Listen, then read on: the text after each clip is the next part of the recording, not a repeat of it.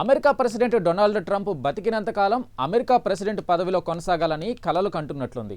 ఎందుకంటే ఆయన ఇప్పటికే ఈ విషయం పలుమార్లు చెప్పారు.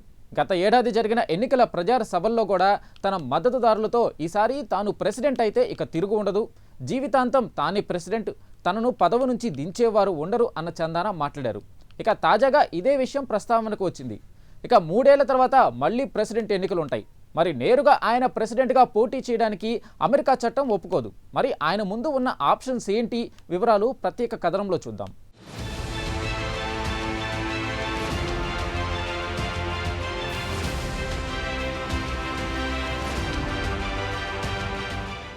పవర్ ఈజ్ పాయిజన్ అని హెన్రీ ఆడమ్స్ ఎప్పుడో అన్నారు. అధికారం మిమ్మల్ని అంధులు చేస్తుందన్నారు. ఇక అమెరికా ప్రెసిడెంట్ డొనాల్డ్ ట్రంప్కు మాత్రం అధికారం పిచ్చి ఒక పాళ్ళు ఎక్కువగానే కనిపిస్తోంది. గత ఏడాది ఎన్నికల సమయంలో ఆయన పలుమార్లు తన సహచరులతో మాట్లాడుతూ ఈసారి తాను ప్రెసిడెంట్గా బాధ్యతలు స్వీకరించిన తర్వాత ఇక దిగే పరిస్థితి ఉండదు, ఇక జీవితాంతం తానే ప్రెసిడెంట్ అంటూ పిచ్చాపాటిగా మాట్లాడారు. మరి ఆయన మధ్యలో 2028 తరుముకొస్తున్నట్లుంది. ఈ ఏడాది అంటే 2025 ముగియడానికి కేవలం 2 నెలలు మాత్రమే ఉంది. ఇక తాను అధికారంలో ఉండేది 36 నెలలే అని లెక్కలేసుకున్నాడేమో. మరోమారు ప్రెసిడెంట్ ప్రస్తావనను ట్రంప్ ముందు తీసుకువచ్చింది మీడియా. దీనికి ఆయన ఏం చెప్పారంటే వచ్చే 2028 ఎన్నికల్లో తాను వైస్ ప్రెసిడెంట్గా పోటీ చేయను, కావాలనుకుంటే ముచ్చటగా 3వ టర్మ్ ప్రెసిడెంట్గా కొనసాగడానికి ఇష్టపడతాను అంటూ సెలవిచ్చారు. 3వ ప్రెసిడెంట్గా కొనసాగాలన్న బలమైన కాంక్ష ఉన్నట్టు ఆయన చెప్పకనే చెప్పారు. అయితే అమెరికా రాజ్యాంగం మాత్రం ఛాన్స్ ట్రంప్కి ఇవ్వడం లేదు. అమెరికా ప్రెసిడెంట్గా కేవలం 2 సార్లు మాత్రమే అవకాశం ఇస్తోంది.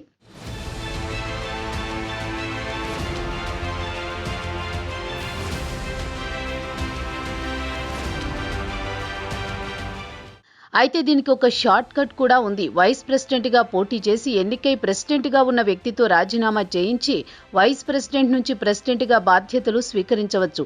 దీనికి ఉదాహరణ చెప్పుకోవాలంటే ఇటీవలే వైస్ ప్రెసిడెంట్గా ఉన్న తెలుగింటి అల్లుడు జేడీ వాన్స్ కూడా తన మనసులోని మాట బయటపెట్టారు. ట్రంప్ అనారోగ్యంతో బాధపడుతున్నారని, ఒకవేళ ఆయనకు జరగరానిది ఏదైనా జరిగితే తాను ప్రెసిడెంట్గా బాధ్యతలు స్వీకరించడానికి సిద్ధంగా ఉన్నానని బహిరంగంగానే చెప్పారు. అయితే అమెరికాలో ప్రస్తుతం వినిపిస్తున్న టాక్ కూడా 2028లో జేడీ వాన్స్ ప్రెసిడెంట్ అవుతారన్న వార్తలు బలంగా వినవస్తున్నాయి. ఇక ట్రంప్ మాత్రం తాను వైస్ ప్రెసిడెంట్గా పోటీ చేసే ప్రసక్తే లేదని తేల్చి చెప్పారు. అయితే 3వ ప్రెసిడెంట్గా కొనసాగడానికి ఇష్టపడతానని మాత్రం అన్నారు. అయితే అమెరికా రాజ్యాంగం మాత్రం ప్రెసిడెంట్గా కొనసాగడానికి కేవలం 2 సార్లు మాత్రమే అర్హులని తేల్చి చెబుతోంది. ట్రంప్ విషయానికొస్తే ఆయన 2017 నుంచి 21 వరకు మొదటిసారి అమెరికా ప్రజలకు ప్రెసిడెంట్గా సేవలు అందించారు. ఈ ఏడాది జనవరి నుంచి 2వ టర్మ్ కొనసాగుతోంది.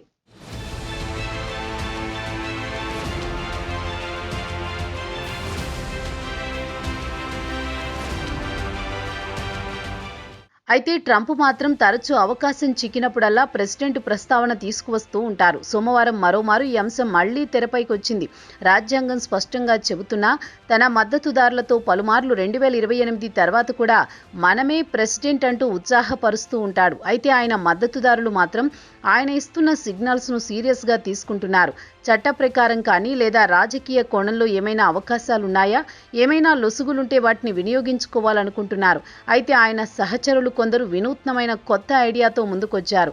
ట్రంప్ను వైస్ ప్రెసిడెంట్గా పోటీలో నిలబెట్టి మరో వ్యక్తిని ప్రెసిడెంట్ అభ్యర్థిగా నిలబెట్టి గెలిచిన తర్వాత అతనితో రాజీనామా చేయించి ట్రంప్ను తిరిగి ప్రెసిడెంట్గా ఎన్నుకోవాలనే ప్రతిపాదన కూడా ట్రంప్ చెవిన వేశారు. ఇదే విషయాన్ని సోమవారం ఎయిర్ ఫోర్స్ విమానంలో ప్రయాణిస్తున్నప్పుడు మీడియా ప్రతినిధులు ట్రంప్ను నవంబర్ 2028 ఎన్నికల్లో వైస్ ప్రెసిడెంట్గా పోటీ చేస్తారా అని ప్రశ్నించారు. తనను పోటీ చెయ్యనిస్తారా అని ఎదురు ప్రశ్నించారు ట్రంప్.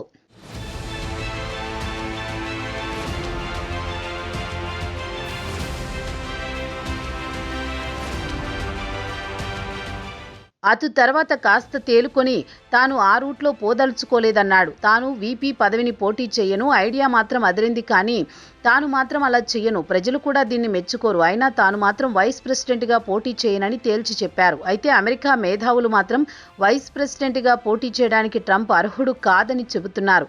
ఒకవేళ వైస్ ప్రెసిడెంట్గా గెలిచినా ఆయన ప్రెసిడెంట్ పదవి అర్హత ఉండదు.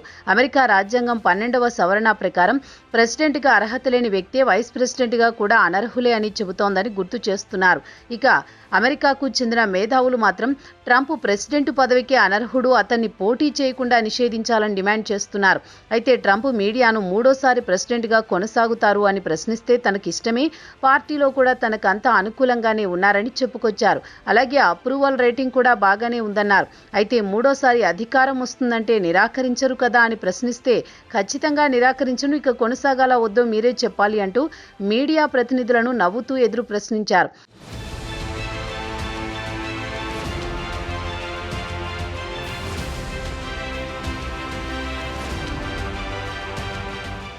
అయితే మూడోసారి తనకు ప్రెసిడెంట్గా అవకాశం ఇవ్వాలని కోర్టులో పోరాడతారా అని ప్రశ్నిస్తే దానికి ట్రంప్ సమాధానమిస్తూ దాని గురించి తాను నిజంగానే ఆలోచించలేదన్నారు. ఇక 2028లో తన వారసులుగా vice president JD Vance, secretary of state Marco రూబియోలు ఇద్దరు గొప్ప వ్యక్తులు అని కితాబిచ్చారు. వారిద్దరూ ఒక గ్రూపుగా ఏర్పడితే తన అంచనా ప్రకారం వారు అన్స్టాపబుల్ అన్నారు.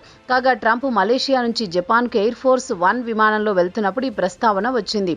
అయితే డొనాల్డ్ ట్రంప్ మాజీ వ్యూహకర్త స్టీవ్ బాన్నానో ఇటీవల మాట్లాడుతూ 79 ఏళ్ల డొనాల్డ్ ట్రంప్ మరోమారు ప్రెసిడెంట్గా చేసేందుకు అవకాశాలున్నాయేమో చూస్తున్నామని చెప్పారు. అయితే ట్రంప్ మూడోసారి ప్రెసిడెంట్గా గద్దెనెక్కేందుకు ఎలాంటి ఆప్షన్స్ ఉన్నాయో ఆయన వివరించలేదు.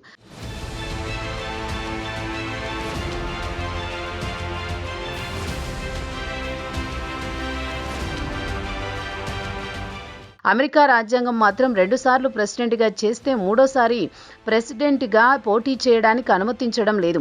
ఇదే ట్రంప్కు పెద్ద అడ్డంకిగా మారింది. ఈ అడ్డంకి నుంచి గట్టెక్కాలంటే రాజ్యాంగాన్ని మార్చాలి. 2 హౌస్ల నుంచి హౌస్ ఆఫ్ రిప్రజెంటేటివ్లతో పాటు సెనెట్లో 3/2 మెజారిటీతో బిల్లు ఆమోదిస్తే తప్ప ట్రంప్ మూడోసారి పోటీ చేసేందుకు అవకాశం లభించదు. ఇక ప్రజలు కూడా ఈ ప్రతిపాదనకు అంగీకరించాలి. మొత్తానికి ట్రంప్కు ముచ్చటగా మూడోసారి ప్రెసిడెంట్గా పోటీ చేసి గెలవాలనే ఉత్సాహంపై అమెరికా రాజ్యాంగం నీళ్లు చల్లిందని చెప్పుకోవాల్సిందే. అదే ఇండియాలో అయితే మోదీ ముచ్చటగా మూడోసారి ప్రధానిగా కొనసాగుతున్నారు. అవకాశం వస్తే 29లో కూడా పోటీ చేసి ప్రధానిగా కొనసాగుతారన్న టాక్ అయితే బలంగా వినిపిస్తోంది.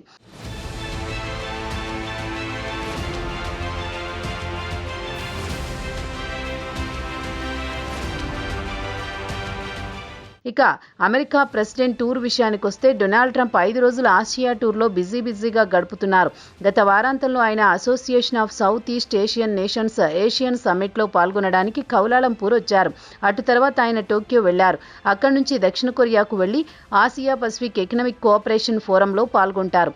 అయితే దక్షిణ కొరియాలో పలువురు ప్రపంచ నాయకులతో పాటు చైనా ప్రెసిడెంట్ షీ జిన్పింగ్తో కూడా భేటీ అవుతారు. మరి ఇరువురు నాయకుల భేటీ తర్వాత ఇరు దేశాల మధ్య సంబంధాలు మెరుగుపడతాయో లేదో వేచి చూడాల్సిందే.